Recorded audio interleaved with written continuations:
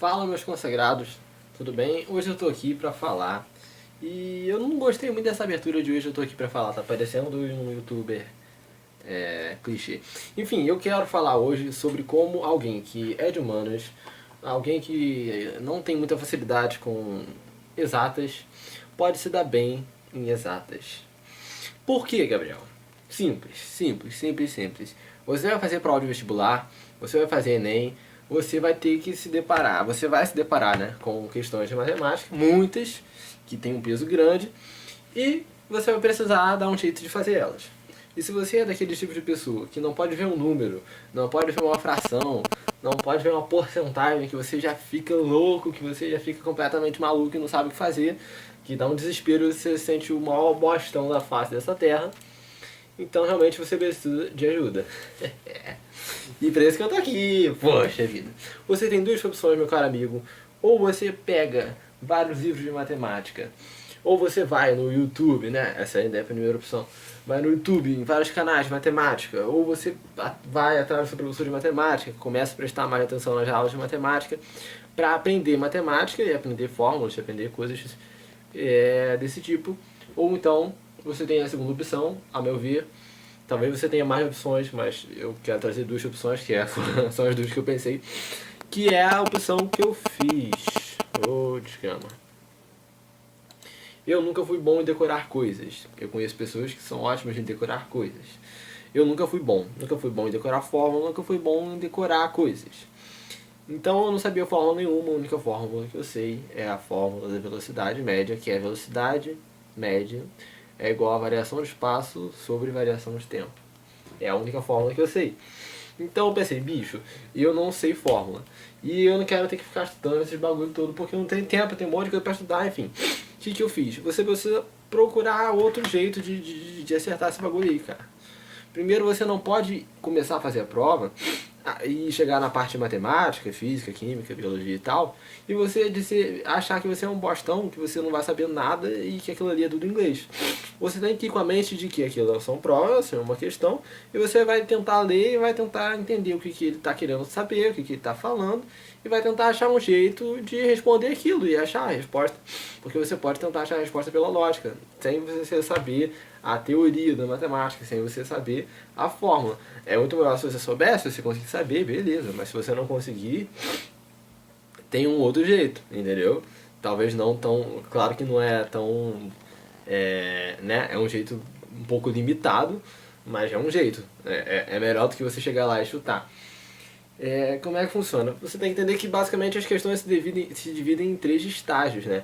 A primeira é contextualização, tipo, vovó foi cozinhar bolos, foi assar bolos para comer com seus netinhos porque estava com fome, estava chovendo, enfim. E essa primeira etapa normalmente é uma enrolação, tem muito mais no Enem isso, né? Muito no Enem. O Enem praticamente é tudo enrolação. É o período que eles vão enrolar você,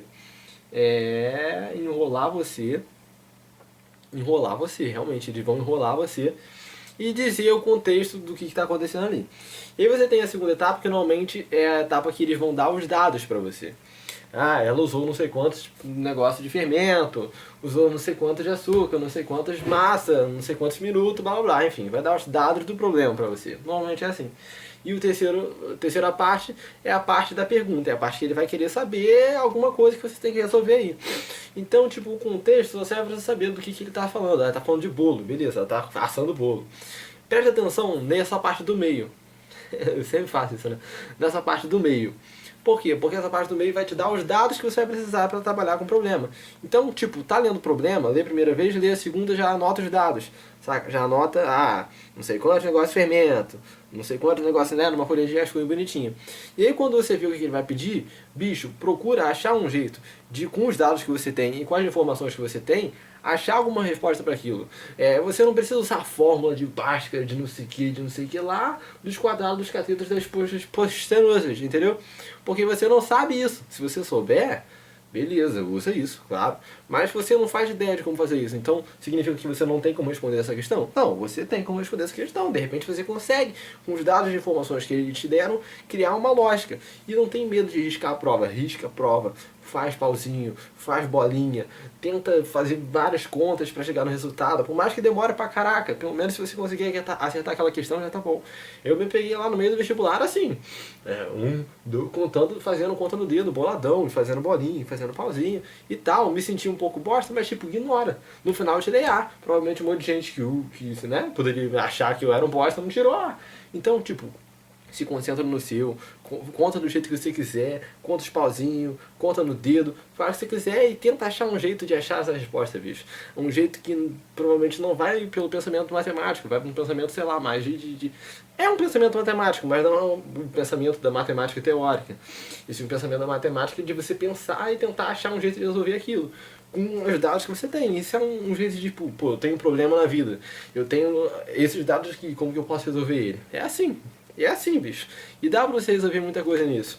E no Enem tem muita pegadinha, porque às vezes você consegue chegar numa resposta e essa resposta tem entre as opções e tá errado, entendeu? Mas na UERJ não. Na UERJ costuma, quando você acha uma resposta e ela tem nas opções, você marca ela e costuma estar certo. Essa é uma vantagem da UERJ também, e eu consegui acertar muitas questões assim. Eu sempre falo que teve uma questão de química que eu não fazia ideia de nada do que ele estava falando, mas a questão me dava 2 dados, e eu peguei esses 2 dados e comecei a fazer coisas. Eu pensei, eu vou pegar esses 2 dados e vou multiplicar, vou somar, vou dividir, enfim, vou fazer diversos... vou multiplicar primeiro para ver o que dá, né? Ou vou dividir primeiro. E vou ver se dá algum resultado que tem nas opções. E simplesmente deu um resultado que tinha nas opções, só que deu com uma variação de vírgula, então você tinha que já ter um pré-conhecimento de unidade de medida, saber que tem uma variação de unidade de medida e a vírgula mexe de acordo com isso. E aí eu fui e matei a questão, sem nem saber, nem fazer ideia do que a questão se tratava. Então é interessante você ter essa perspicácia de conseguir fazer esses paranauê e dessa forma usar sua inteligência para conseguir a parada e não ficar completamente cego e zerar completamente tudo que é de matemática exata, de coisa e tal.